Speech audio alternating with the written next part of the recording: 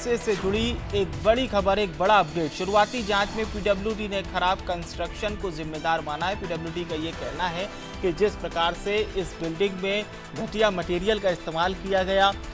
Building में सरिये का इस्तेमाल कम किया गया, यही वजह है कि ये हादसा हुआ। हादसे का कारण तलाशने में पीडब्ल्यूडी की टीम जुटी हुई है, जिसमें प्रथम दृष्टया जो मामला सामने आ रहा है वो ये है कि घटिया मटेरियल इस्तेमाल हुआ।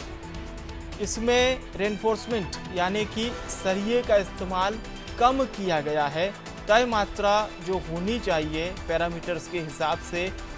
उस पैरामीटर को ताक पर रखा गया और सरिये का इस्तेमाल कम किया गया।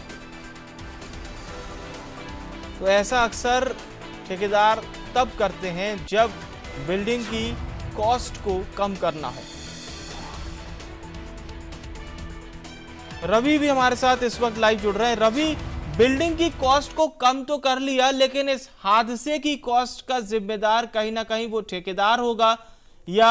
वो क्लाइंट होगा जिसके अकॉर्डिंग ये पूरी बिल्डिंग बन रही थी। पैसा तो बचा लिया आपने, लेकिन ये जान नहीं बचा पाए। देखिए, पूरी जो जिम्मेदारी अब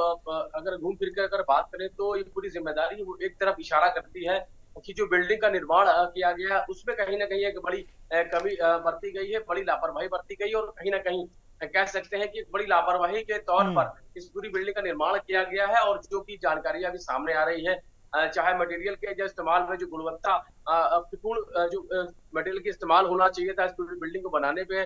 बल्कि उसमें गुणवत्ता में कमी थी। और जिस तरीके से जानकारी आ रही है कि जो सरिया मानक के अनुरूप जो होनी चाहिए थी उसमें भी कमी की गई, जिसकी वजह से कहीं ना कहीं जो बिल्डिंग की जो मजबूती होनी चाहिए थी वो नहीं हो पाई, जिसकी वजह से करीब 8 लोगों को अपनी जान से हाथ धोना पड़ा और कई अभी ऐसे लोग हैं जो अभी भी अस्पताल में जिंदगी और मौत के बीच जूझ रहे हैं। तो ऐसे में सबसे बड़ा सवाल ये उठता है कि अगर ये बिल्डिंग को बनाने का ठेका दिया गया था तो ठेकेदार ने किस तरीके से इतनी बड़ी लापरवाही बरती हो। क्या उसकी देखरेख में कोई भी व्यक्ति वहां पर देखने के लिए नहीं था कि जो बिल्डिंग का निर्माण किया जा रहा है उसमें इतनी बड़ी लापरवाही क्या बरती जा रही है। अपने आप में तमाम सारे सवाल हैं और इसी को लेकर जांच की जा रही है और जांच के आधार पर ही माना जा रहा है कि इस पूरी बिल्डिंग के गिरने का जो सच है कि आखिर क्या वजह थी, क्योंकि इतनी बड़ी बिल्डिंग वो धराशायी हो गई और क्या वजह थी जो इस बिल्डिंग के निर्माण में इतनी बड़ी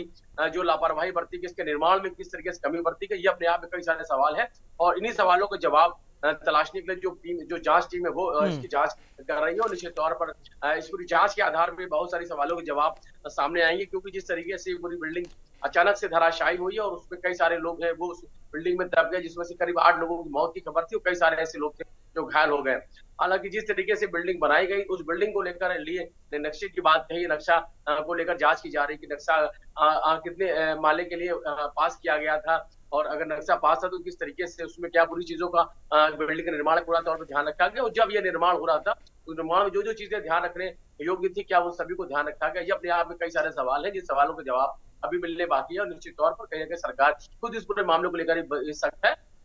और इसमें अगर कोई भी लापरवाही इसमें बरती गई होगी तो निश्चित तौर पर उस पर भी कार्रवाई होना तय माना जा रहा है। जी बिल्कुल, आपने सही कहा, क्योंकि लापरवाही तो बरती ही गई है और पीडब्ल्यूडी ने भी प्रथम दृष्टया यही माना है कि इस बिल्डिंग के निर्माण के समय ही खराब और घटिया मटेरियल का इस्तेमाल हुआ। रेनफोर्समेंट यानी कि आरसीसी का इस्तेमाल, सरिये का इस्तेमाल कम किया गया। तो ठेकेदार पर तो कार्रवाई होगी ही होगी, प्लस जिसकी बिल्डिंग है क्या उसने ध्यान नहीं रखा इस बात का, क्या उसने जानकारी नहीं ली ठेकेदार से, या उसकी भी कुछ मिली भगत थी। मतलब इन तमाम